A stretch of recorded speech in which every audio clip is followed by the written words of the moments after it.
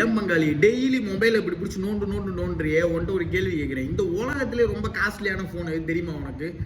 எனக்கு தெரியாதா? ஐஃபோன்லேயே ரொம்ப காஸ்ட்லி 1.5 லட்சம்.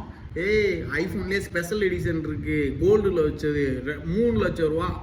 தம்பி இவனுக்கு விவரமே பத்தலப்பா. விருது அப்படின்னு ஒரு ஃபோன் இருக்கு, பகத் பாசிலே இந்த ஃபோன் தான் யூஸ் பண்ணிட்டு இருக்காரு. இதோட விலை பார்த்தீங்கன்னா 10 லட்சம் ரூபா. வெறும் கீபேடு மொபைல் தான். ஆனால் அதுதான் கிடையாது. இந்த உலகத்திலே ரொம்ப காஸ்ட்லியான ஃபோன் எதுன்னு பார்த்தீங்கன்னா ஐஃபோன் 6. என்னடா சொல்லிக்கிருக்கு ஐஃபோன் 6? நீ வாட்ஸ்அப் எடுக்காது, ஃபோன்பே எடுக்காது, இன்ஸ்டாகிராம்லாம் எடுக்காதடா, அதை போய் சொல்லிக்கிருக்க அப்படின்னா, அந்த காலத்தில் ஐஃபோனை ஃபேமஸ் பண்ணுறதுக்காண்டி என்ன பண்ணாங்கன்னா ஐஃபோன் 6ல் ஃபுல்லாக 24 கேரட் கோல்டில் பண்ணி அதோட பார்டர்லாம் பார்த்தீங்கன்னா பிளாட்டினமில் கொடுத்து அதுக்கு பின்னாடி ஒரு பிங்க் கலர் டைமண்ட் வச்சுருக்காங்க. அந்த டைமண்ட் தான் மேட்ரு. அந்த டைமண்டும் அந்த ஃபோனும் சேர்த்து அதோட விலை இன்னைக்கு ரேட்டு 48.5 மில்லியன். தம்பி இந்த மில்லியன் பில்லியன்லாம் சொல்லாமல் எனக்கு புரிகிற மாதிரி சொல்லு அப்படின்னு உங்கள் மைண்ட் வாய்ஸ் எனக்கு கேட்குது. நான் சொல்கிறேன், கிட்டத்தட்ட 400 கோடி ரூபா போட்டு ஐஃபோன் 6 வாங்கவா?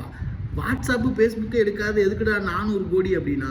400 கோடிக்கு வாங்கியிருக்காங்க. அதை யார் வாங்கியிருக்காங்க தெரியுமா? உலகத்தில் எத்தனையோ பில்லியனர்ஸ் இருந்தாலும் நம்ம முகேஷ் அம்பானியோட ஒய்ஃப் நீட்டா அம்பானி, மும்பை இந்தியன்ஸுடைய ஓனர், அவங்க தான் வந்து இந்த ஃபோனை வச்சுருக்காங்க. இந்த 400 கோடி ரூபா ஃபோனை பற்றி உங்களோட கருத்தை கமெண்டில் சொல்லிட்டு போங்க.